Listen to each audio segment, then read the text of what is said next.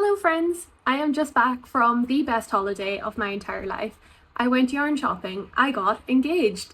It was so much fun. I got to see foliage. It was beautiful. I went yarn shopping while I was there. This is something that I had to do. I watch a lot of American creators here on this platform and they have a lot of yarn that I don't typically see on the daily, and it was so much fun to actually go to Michael's for the first time. Michael's, that is like the holy grail as far as I understand of yarn in the US. I'm based in London and there aren't that many huge yarn stores that I've been in the UK, so I buy a lot of my yarn online. To see the selection and the amount of stuff and to be able to see the colours in natural lighting, to be able to touch it, it was so cool. I got to see in real life the Karen Blossom cakes and the Karen Cloud cakes. I am in heaven. This is so cool.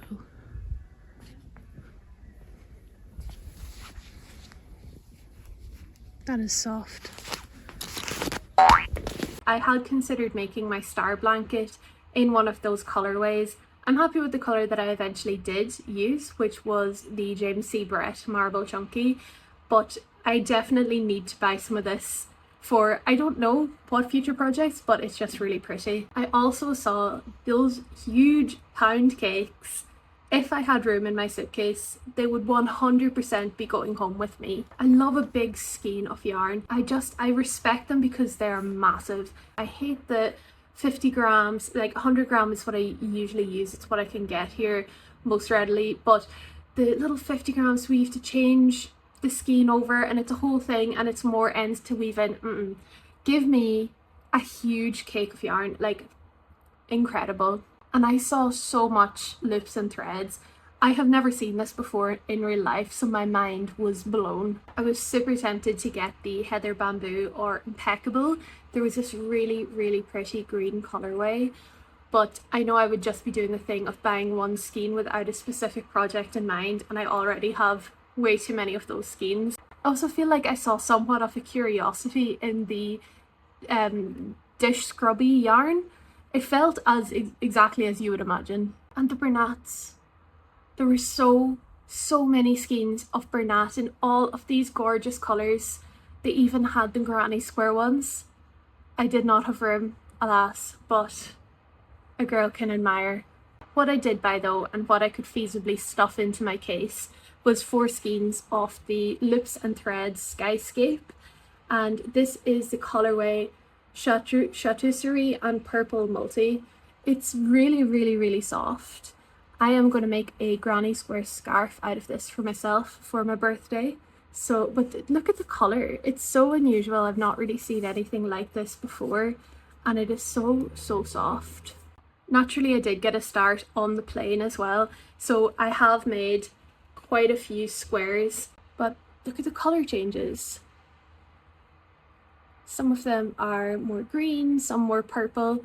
It's just really unique. And it's so soft. Did I mention it's so soft? A trip to the US, I believe, is not complete without a trip to Walmart. I've never been in one before, but in there I was pleasantly surprised that they had Red Heart.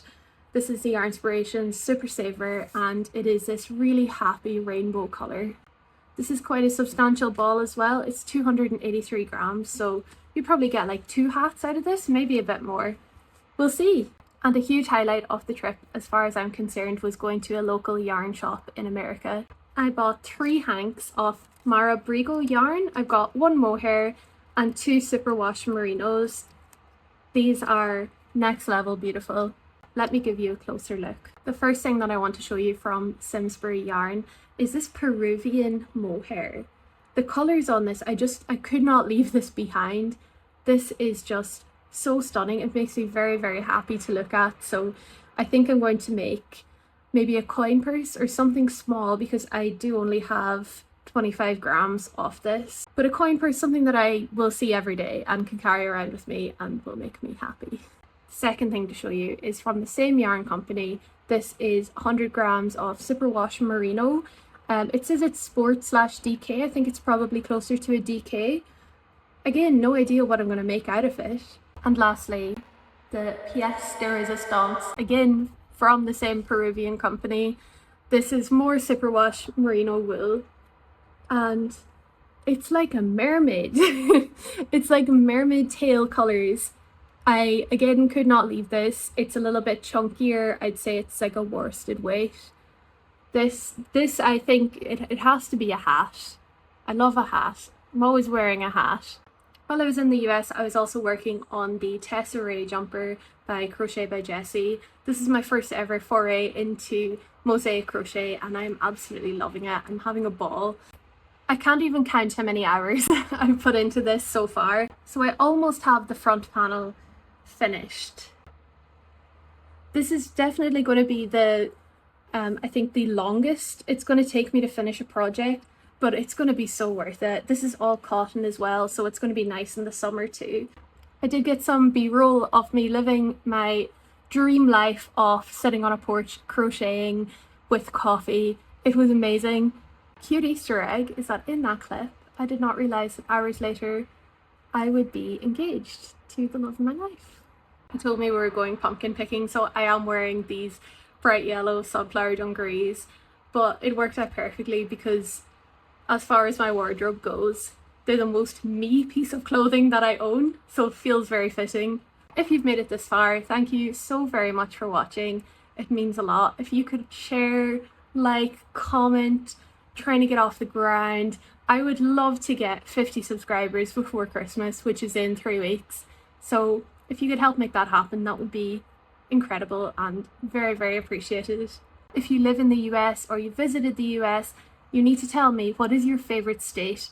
Mine is Vermont because that's where I got engaged and that's where I got a lot of yarn. But where is good? What's your favorite? Do you like rural? Do you like city? Let me know down in the comments. See you next time.